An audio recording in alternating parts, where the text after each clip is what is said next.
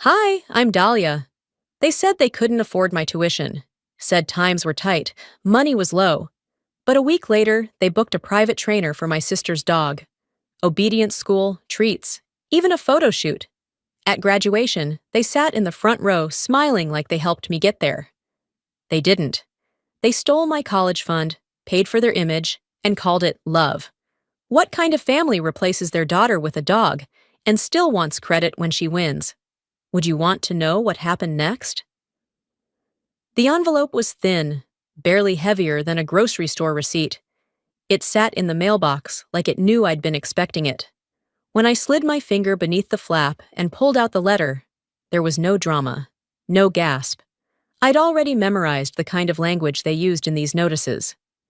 Dear Ms. Penn, your account remains delinquent. Failure to remit payment within 14 days will result in automatic withdrawal. I folded the letter in half, then in half again, and walked it to the fridge. It joined a pizza coupon and a quote card that read, "You are the author of your own story." I pinned it there like it was a reminder, not a warning. I didn't cry, didn't cuss. I just stood there a minute longer than usual, letting the sound of the refrigerator fill the silence. The apartment was quiet, save for the occasional groan of the heating pipes. Outside, Lansing's January wind whipped around corners like it was in a rush to ruin something. Inside, I rubbed my thumb over the corner of the letter. One more semester, just one. I reached for my phone and dialed. Not out of hope, habit. Hello? Mom, I got a letter from financial aid, I said calmly, like I hadn't read it 6 times already. They're going to drop me if I don't pay the balance by the end of the month. I just need help covering this last bit. Her voice came bright, upbeat. Oh, honey, I wish we could. Things are a little tight right now. I waited. She continued. Actually, I'm on my way to drop Avon off for his obedience session. The trainer's booked solid. Had to reserve these 6 weeks in advance. I pulled the phone from my ear for a moment. Looked at it, like maybe I misheard. But no. That was her tone. The one she saved for when I was being inconvenient. Got it, I said. Thanks anyway. You're strong, Dahlia.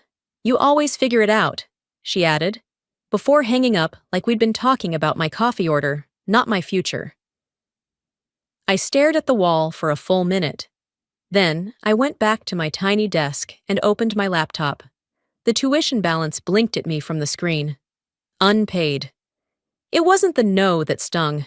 I've heard that one before. It was the effortless way she said it. Like she was brushing lint off her jacket. Like I was an optional errand on her to-do list. Later that night, as the cold snuck in through the windowsill, I found myself thinking about other times I'd needed them. Like junior year, when I won the regional psychology essay competition and begged them to come to the reception. They said the traffic would be a nightmare. Or when I gave the opening remarks at the department scholarship dinner, and no one clapped louder than the girl's family sitting next to me. Because they were there. Mine weren't.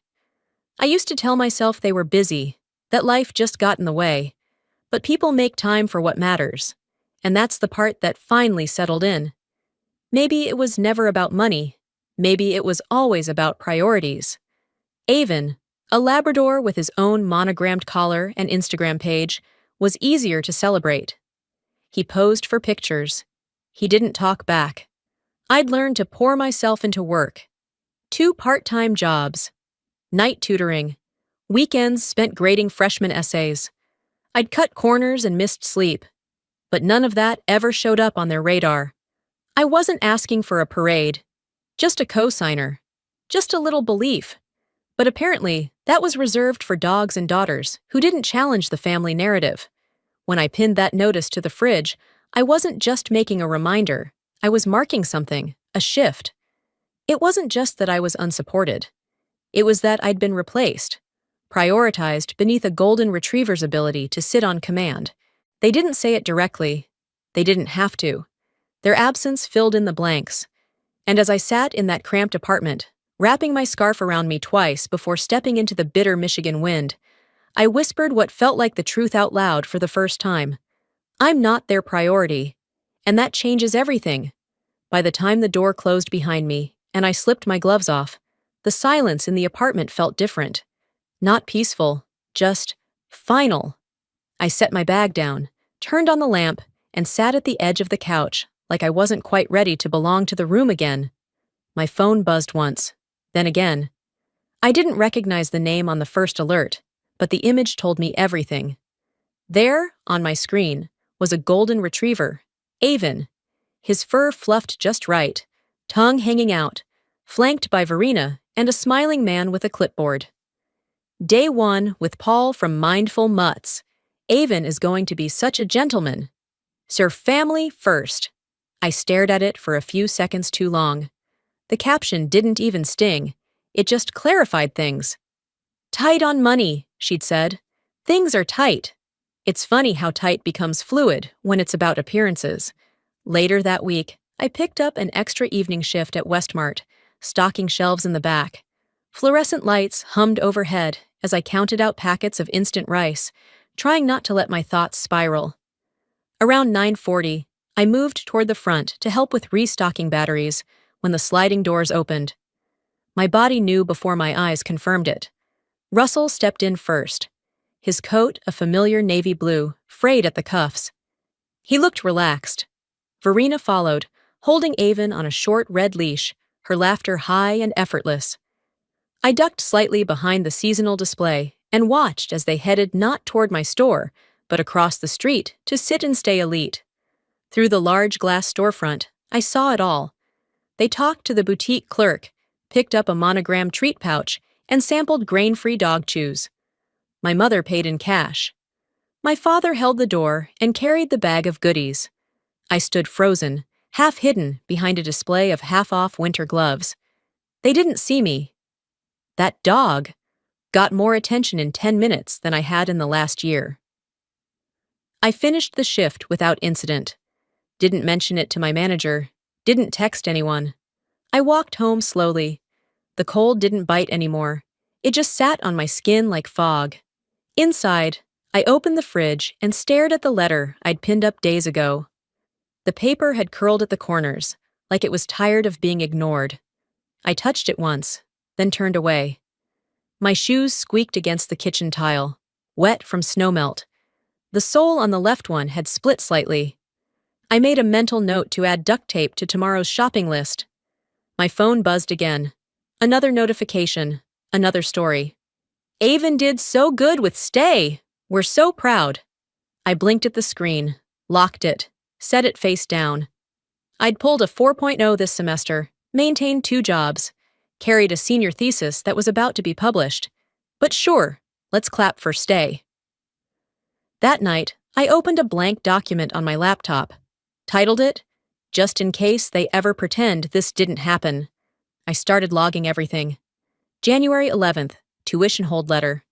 January 12th, call to Verena, denied support.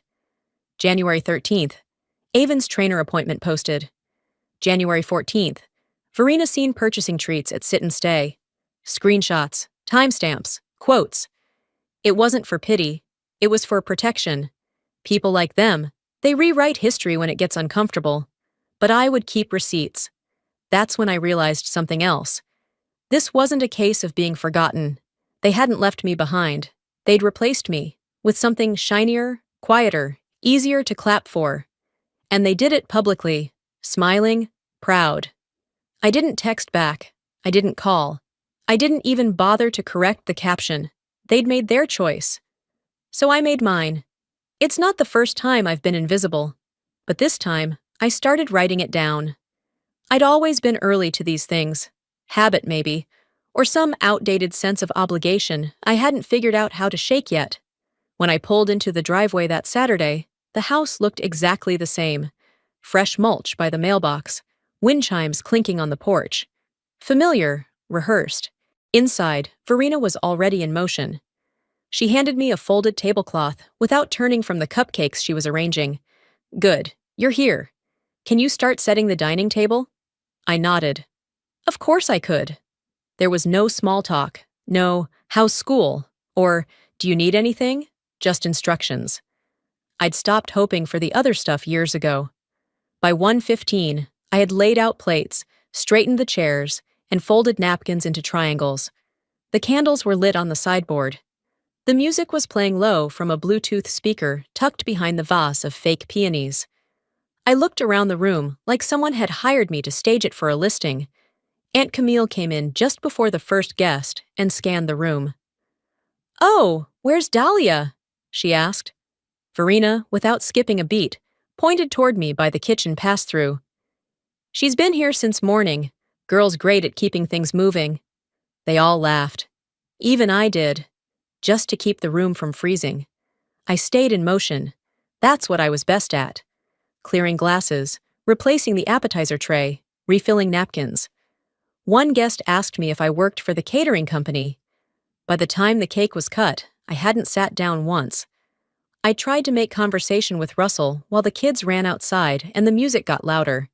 He looked at me, glanced down at his watch, and said, "Excuse me." Then he disappeared through the sliding door without explanation. 30 minutes passed. When he returned, he was holding 2 grocery bags, dish soap, bananas, a box of tissues. He'd gone shopping, during his own daughter's birthday party. No one said anything, not even Verena. And I didn't ask, because when someone disappears often enough, you stop noticing, you stop hoping, you stop saving them a seat. Later that evening, after most of the guests had gone and Callista was upstairs changing, Verena handed me a damp dish towel. "You're such a helper," she said, like I was 12. I dried the last of the plastic plates and looked toward the living room, where a few lingering relatives were scrolling through their phones. I wasn't in any of the pictures, not a single one. When I got back to my apartment that night, I opened Instagram. Callista had already posted a collage of the party, the guests, the decorations. So grateful for everyone who made today perfect. Everyone but me, apparently. I was the one holding the phone, taking the pictures. I didn't tag myself. I didn't comment. I didn't like the post. Instead, I opened my cloud storage and began deleting, one by one, photos of family barbecues, holidays, graduations. All the moments I used to think proved we were close. I stopped deleting after a dozen, not out of sentiment, but fatigue. It takes energy to hold on to things that don't hold you back. Before bed, I opened my private document and typed a new note. When I bring cupcakes, I'm called sweet. When I bring ideas, I'm called dramatic. I read it twice, saved it. Then I turned off my phone, brushed my teeth, and went to bed without saying goodnight to anyone. So I stopped bringing cupcakes. I didn't mention the party to anyone, not at work, not in class, not even to myself. I folded it up, pressed it between the pages of the unspoken, and went about my week like nothing had scraped loose inside me. Tuesday came with wind and deadlines. I was at my desk, eating microwaved soup between tutoring sessions, when the family group chat buzzed with a new photo. Callista's trainer says Avon might qualify for regionals, thinking about doing a professional photo shoot for him. Attached was a picture of the dog in a bow tie, perched on a mini couch, his ears perked as if he understood he was about to be famous. My spoon froze mid-air. Not a single message about my graduation, not a word about my final semester. Just a fluff piece about a dog preparing for a regional title like he'd applied for Harvard. I put the spoon down and locked my phone. I didn't delete the chat. I didn't respond. I just stopped pretending that I was even part of that room anymore.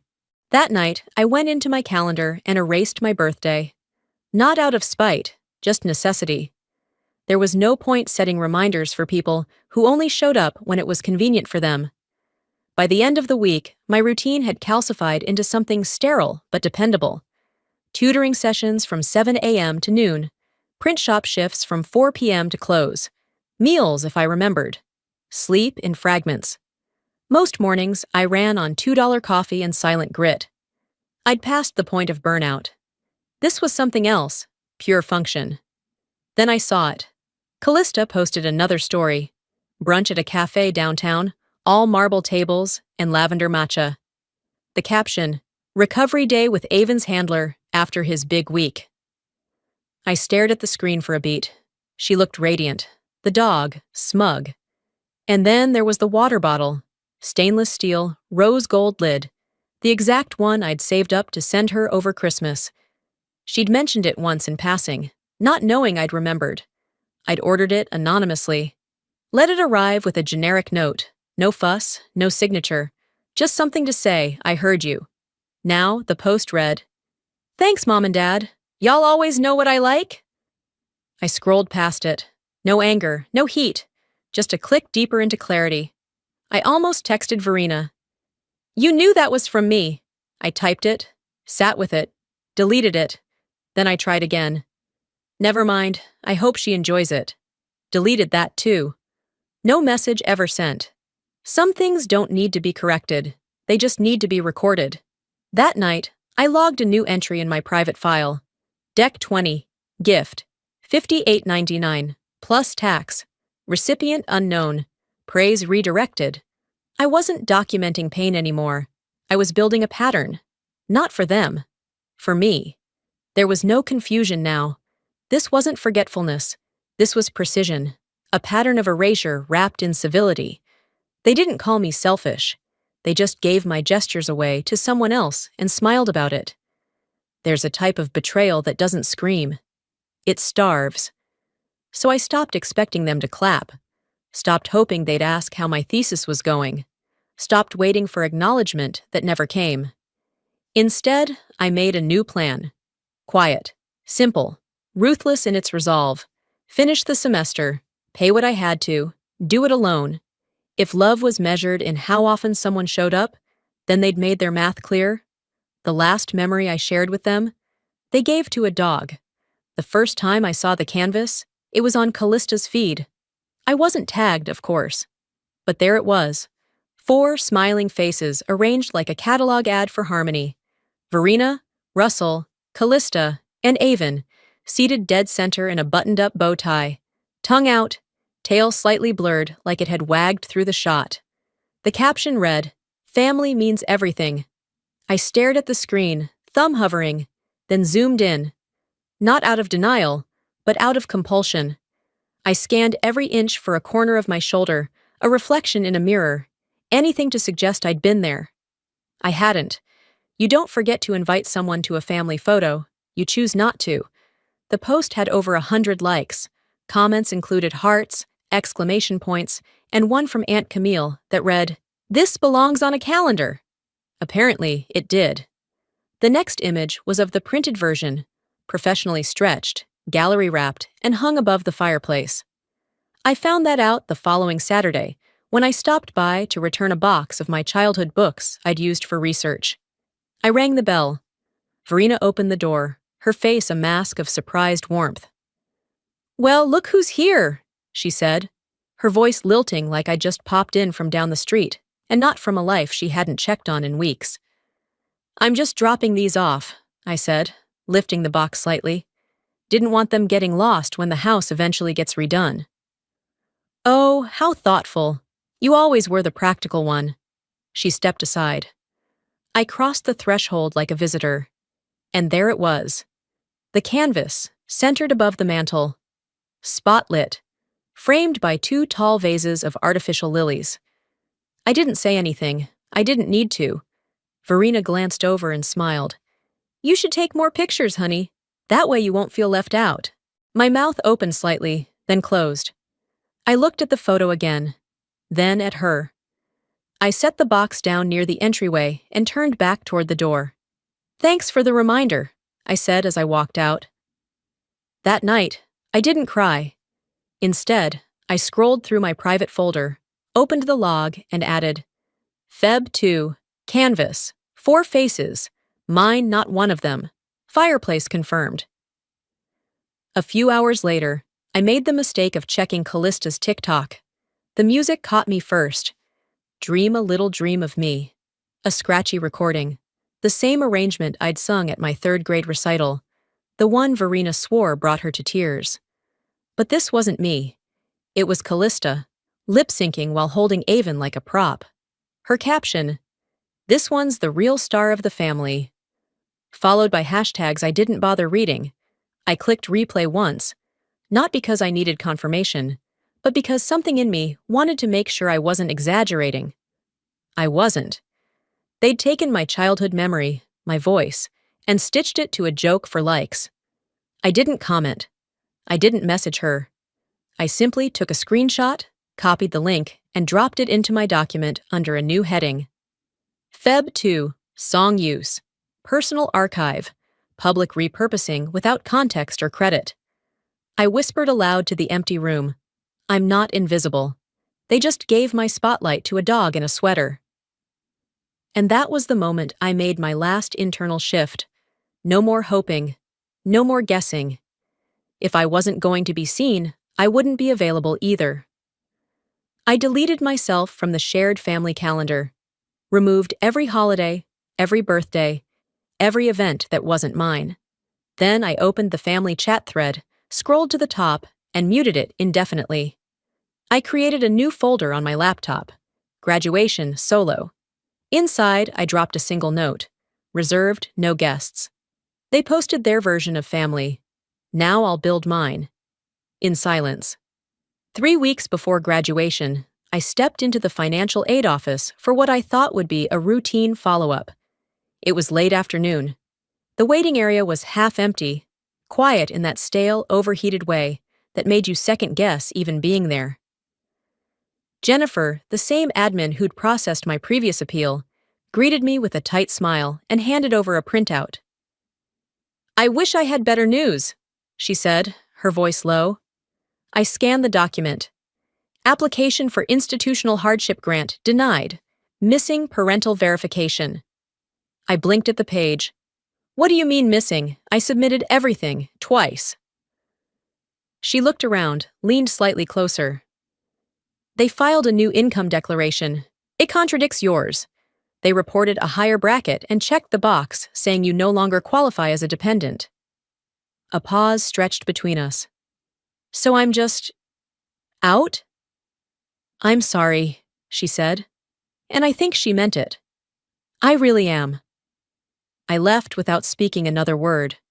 My boots hit the sidewalk hard. The cold didn't sting anymore. It just settled in like bad news that wouldn't leave your chest. Outside, I whispered to no one. They didn't forget me. They disqualified me. That night, I sat cross-legged on my bed and updated the file. Feb 7. Evidence of income sabotage. Contact, Jennifer, Office of Financial Aid. PDF copies stored. I wasn't even angry, not in the way most people imagine it. There's a flavor of betrayal that burns so clean it almost feels sterile.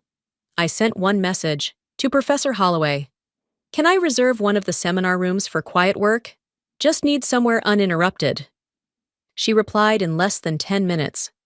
"Room 204 is yours through finals. You don't owe me an explanation. You just keep doing what you're doing." No, "How are you?" No, "What happened?" And I appreciated that more than I could say. The next morning, I pulled a box from the back of my closet, one I hadn't opened in years. It held old birthday cards, church bulletins with my name on the program, a letter from Verena that once said, "We believe in you, but be realistic." I didn't read the rest. I took the contents outside, lit them in a metal bowl on the fire escape, and watched them curl, blacken, and rise. When it cooled, I scooped the ashes into a mason jar. On the lid, I wrote in permanent marker, "Evidence of who they wanted me to be." That same day, I transferred the remaining balance of my tuition from my savings. The screen blinked for a moment, then gave me the final confirmation. Tuition paid, spring semester, complete. There were no congratulations, no clapping. Just a silent, cold room and the sound of the fridge humming behind me. I sat down with a plastic bowl of leftover pasta and turned off the overhead light. No TV, no music. Just me, the dark, and a sense of clarity that didn't feel empowering, just necessary. I whispered to the dark, not because I needed someone to hear me, but because I wanted to hear it myself. It's not the money, it's the math. I was worth less than the lie. They'd done more than step away. They'd taken me out of the equation. If I wasn't in the family, then they shouldn't be in my future. The next morning, I checked my email out of habit. That's when I saw it. You've been tagged in a post. Not directly, of course. Someone I hadn't spoken to since high school forwarded a screenshot. There, under a glowing article from the local community page, was Callista's face, smiling under a headline that read, "Meet Callista Rhodes, dog advocate, future vet tech, and hometown inspiration." The write-up described her as a young woman raised in a deeply supportive household, who used pet therapy and social engagement to make the world better, one paw at a time. It was glossy, warm, completely made up. At the bottom, the Rhodes family, love, discipline, and the power of positivity. My stomach didn't drop. My fist didn't clench. I didn't feel heat rise into my face. What I felt was clarity, cold and even. They weren't just putting her on a pedestal, they were writing me out of the frame entirely. I opened my file, the one I'd quietly built over weeks, screenshots, financial statements, emails, silent timestamps of erasure, and I created a new entry. Feb 14, public misrepresentation, community article, archive link plus screenshots, not for revenge, for insurance. They were building a version of us that sold well in public, and I refused to let it stand unchallenged. Not in truth, at least. That same afternoon, an alumni newsletter landed in my inbox. At first, I thought it was another invitation to ignore. But then I saw it. Callista's name, bolded, listed under the upcoming local youth role model nominations. The blurb credited her for family-centered pet care programs and listed Russell and Verena as co-hosts of the upcoming fundraising gala. I looked at the date, Saturday, 7 p.m. I picked up a marker and wrote on my wall calendar, Silent War, 7 p.m. They were preparing to be celebrated. I was preparing to be remembered, accurately. That night, I opened my old budget spreadsheet and read the notes I'd left behind when I was scrambling to pay tuition. One entry caught my eye. I had written it in a rush after leaving the aid office. They gave a dog a future. They gave me paperwork. I didn't delete it. I added to it. And now they want applause for that trade. Then, I logged out of every personal social media account, Facebook, Instagram, TikTok. I didn't deactivate, I erased. Not because I was hiding, but because they only knew how to reach the version of me they created. The real me had left the building. I didn't announce it. I didn't make a dramatic farewell post. I simply disappeared from their radar. Next, I opened my contacts list. One by one, I removed every family member. No text message. No, I'm done. I set my phone on Do Not Disturb. Adjusted my email filters so nothing from a Rhodes domain hit my main inbox. Then I opened a blank Word doc, just to see what I might say if I ever did write something back. I typed, "You made the world believe you raised someone great. You just never expected her to remember the truth." I didn't send it. I didn't even save it. I closed the laptop, leaned back, and let the silence settle in. If they loved their image so much, let them sit front row for what it cost them. Graduation day started colder than I expected. There was a crispness in the air that didn't match the photos people posted about spring ceremonies, where flowers bloomed and families posed under sunny skies. This wasn't that. This was Michigan in March, gray, honest, and unapologetic. I arrived early, not because I wanted to beat traffic or take photos, but because I needed to see the seats, 2 in the front row. Reserved. No names. I'd requested it weeks ago through the dean's office. Quietly, carefully. The assistant looked confused, but didn't question it. "Should I leave them blank?" she'd asked. "Exactly that," I said. Now, standing in the auditorium before the crowd arrived, I looked at those chairs. They sat like unfinished sentences, waiting to be filled by people who no longer knew how to read what I'd become. And they would come. That I was sure of. They couldn't resist the photo op. Verena loved events that required little emotional investment, but offered great visibility. Russell wouldn't miss a chance to be seen clapping in the front row, suit freshly pressed. pretending he'd been there all along. I stared at those seats for a moment longer, then turned toward the back hallway leading to the green room. Inside, it was chaos. Gowns rustling, tassels being flipped, people triple-checking that their names were spelled right on the slide deck. I slipped through them like I didn't belong, like I was watching someone else's celebration. In a corner near the curtain, I sat alone. I could hear my name being said, lightly, casually.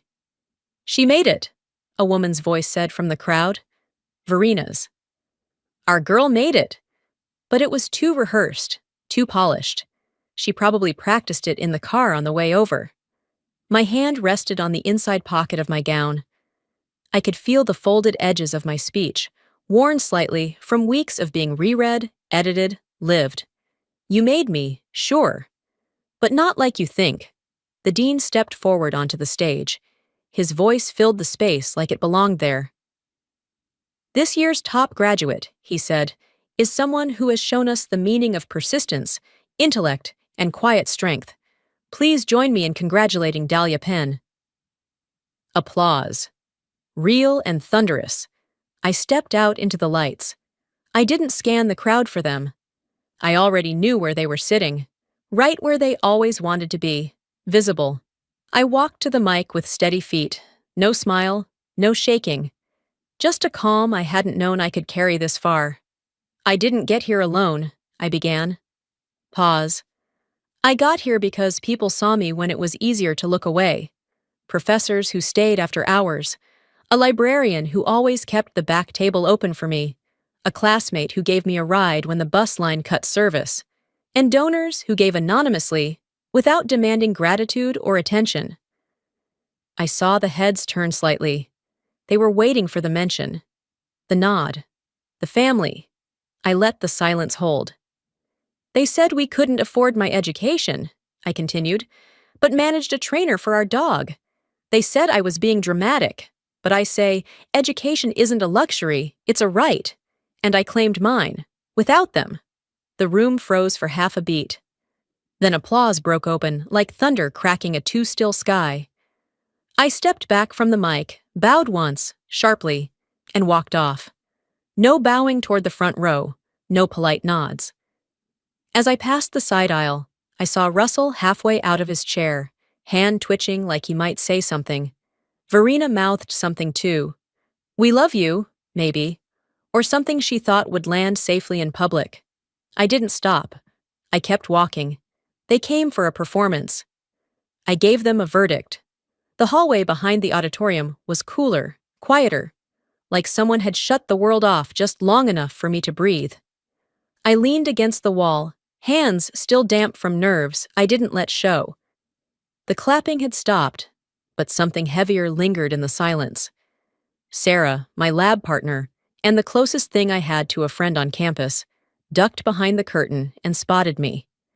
Her smile was wide, a little stunned. "That was savage," she whispered, half laughing. "I mean, in the best way." I didn't respond, just gave her a nod and a half-hearted smile. That was enough. I didn't go to the reception line, didn't want hugs from classmates who barely remembered my name. I slipped out a side door and took the long way around toward the small room set up for graduates to store their things. Halfway there, I saw them. Russell and Verena. They were standing just inside the open reception space, both holding those little paper flutes of champagne they only ever touched for the photo. Russell had that blank look he used when trying to calculate his next move. Verena's smile was pinned in place, like it had forgotten how to be real. When she saw me, she brightened, or tried to. "Sweetheart," she said, stepping forward. "We were here. That has to count for something, doesn't it?" I didn't answer right away. I reached into the pocket of my coat and pulled out a white envelope. "This is the bill," I said calmly, handing it to her. "The one you didn't cover, paid in full. Not by you. Never needed you." Her hand closed around it like it burned. Russell opened his mouth slightly, then shut it. There was no shouting, no dramatic storming off. Just three people standing too close together with absolutely nothing left to say. I walked away before they could respond. Inside the smaller lounge, one of my professors, Dr. Franklin from senior seminar, found me sipping warm water from a paper cup. "You handled yourself with real grace today," she said, her voice gentle. "The board asked me to let you know. We'd like to feature you in the next alumni magazine as one of our voices of strength." Something in my chest loosened. I nodded.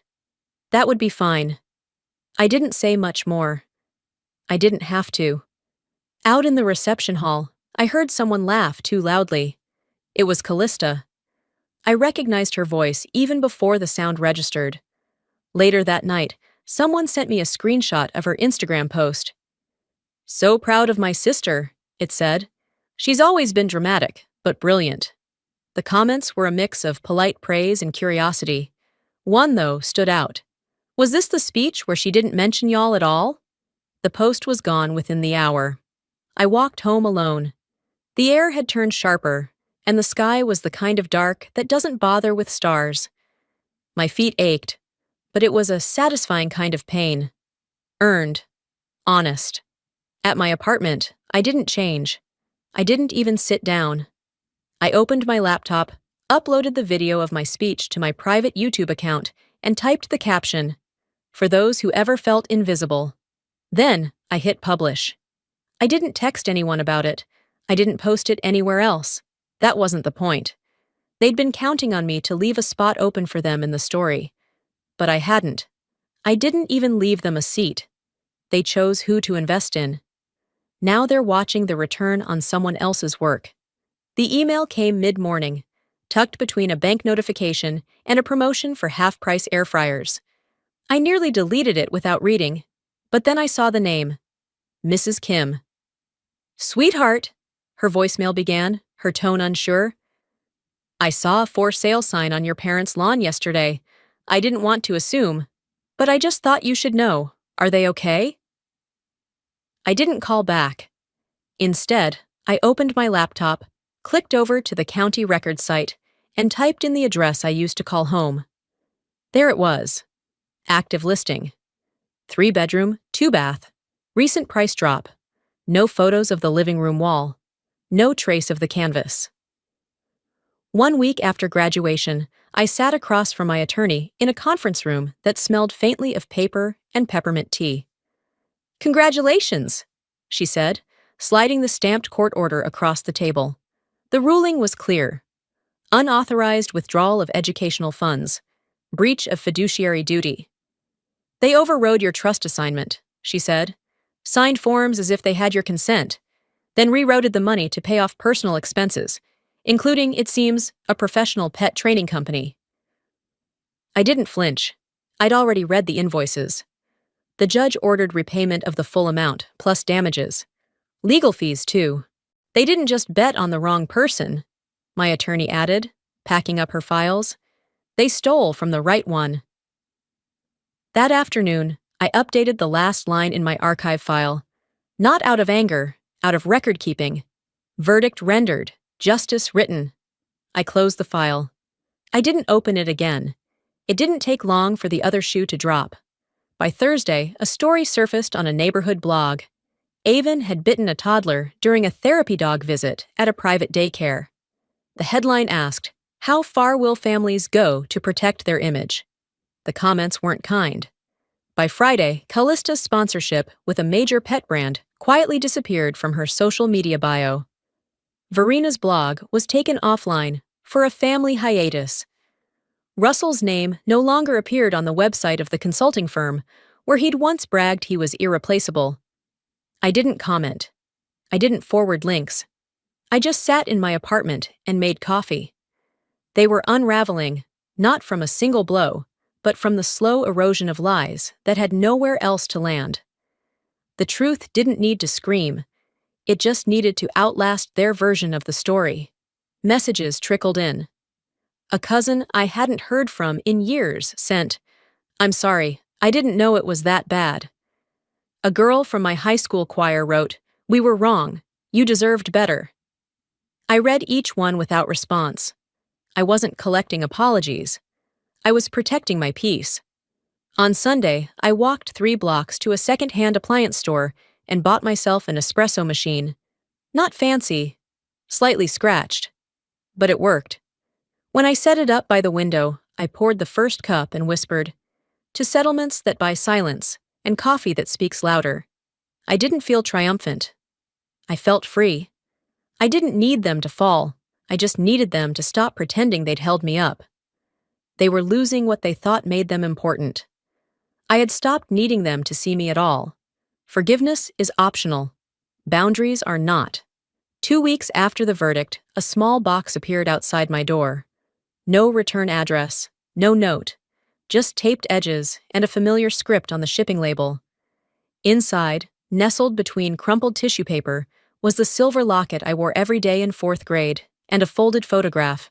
Me, at 8 years old, sitting cross-legged on the back porch, Avon curled up beside me, like a shadow that chose to stay. I didn't open the locket, didn't flip the photo over to see if someone had scrawled a memory on the back. I just stared. When someone finally sends you something real, but it's 20 years late, it doesn't land, it echoes. That same afternoon, Verina's name appeared in my inbox. The subject line was 2 words, "Let's talk." The body of the email was longer than I expected. "We know we messed up. Can we talk? Maybe we can start again. We'll come to you. Just tell us when." I closed the message. I didn't delete it. But I didn't reply either. Instead, I texted Professor Holloway. "Coffee?" She answered in less than 5 minutes. "Of course. The little place on Carson?" We met the next day. No fanfare, no awkward small talk. Just 2 mugs, 1 cracked saucer, and a corner booth that didn't demand explanations. "You look tired," she said. "I am." We sipped in silence for a while. She finally set her cup down and folded her hands. "You don't owe them anything, Dahlia. Not even closure." "I keep wondering if I'll regret not giving them a second chance," I said. She tilted her head. "You already gave them the first 50. I laughed. For the first time in weeks, it didn't feel forced. "You've crossed the fire," she said, softer now. "They just weren't there to watch." I took a deep breath, one that reached all the way down. Later that night, I stood in front of the gallery wall in my apartment. Photos of science fairs, scholarship dinners, award ceremonies, all with one thing in common: empty chairs where parents should have been. I took them down, one by one. In their place, I hung Polaroids from study nights, laughing over bad takeout, notes passed in class, photos with lab mates holding coffee cups and whiteboards. I added a printed card in the center. Sometimes the ones who clapped the softest were the ones who saved your life. I stood back. Let it settle. That night, I journaled for the first time in a long while. I'm not angry anymore, but I won't make space for their remorse. If I ever have a daughter, I'll teach her that some applause comes too late, and that's not her fault. I didn't check my phone until morning. Callista had sent a message overnight.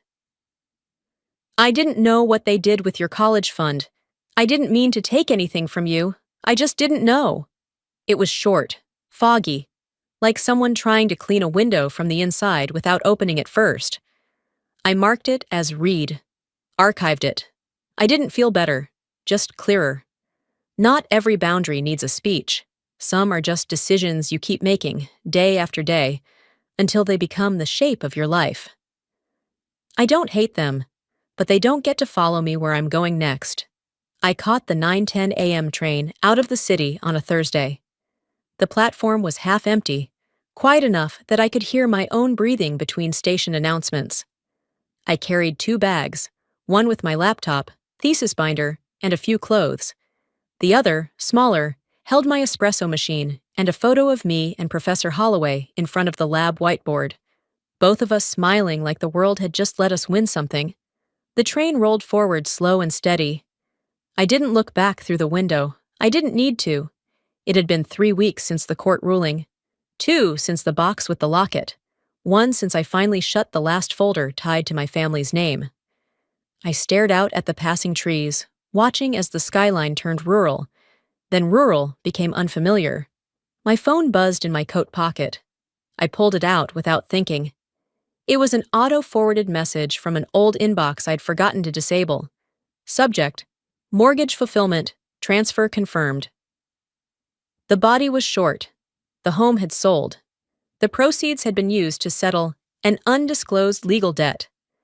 Attached was the routing history, a final payment that matched the judgment total, to the dollar. I tapped once, marked it read, and let it slide away. They erased me from their legacy. Now they have to live in what's left of it. The train slid into my new city just past noon. I exited with the rest of the crowd, but didn't feel like part of it. Not yet. At the curb, a driver held a placard with my name, Dr. Dahlia Penn, typed cleanly in black. I hadn't asked them to add the honorific, but it sat nicely there, like a nameplate I hadn't been allowed to claim until now. The ride to the Institute's housing was uneventful. Trees, brick buildings, the occasional crossing sign. It felt like a town I could grow into. My apartment was on the 3rd floor. Neutral walls, polished hardwood, a small balcony that looked out over a dog park. Of all things. I unpacked slowly. Just the essentials. A few books. Notebooks. A framed quote for my thesis dedication. Work toward what lasts longer than applause. In the kitchen, I set up the espresso machine on the counter beneath the window. It hissed and sputtered, but worked just fine. There was a folder waiting on the desk, welcome materials from the research team. Inside was a handwritten note from the program director. We're proud to have someone who knows how to work for what matters. We don't hand things out, we notice who earns them. I folded the note once and placed it beside the coffee mug. I didn't smile for anyone, but I smiled. That evening, I sat on the balcony with my first real cup of quiet in months. No phone, no emails, no echo of someone else's version of who I was. Just a woman who had survived being rewritten and decided to write herself whole. I don't want revenge. I want distance. And I have that now. No press interview, no dramatic exit speech. Just clean boundaries, paid bills, and a name they don't get to touch. They taught me the cost of being unseen. I turned that cost into currency and started over.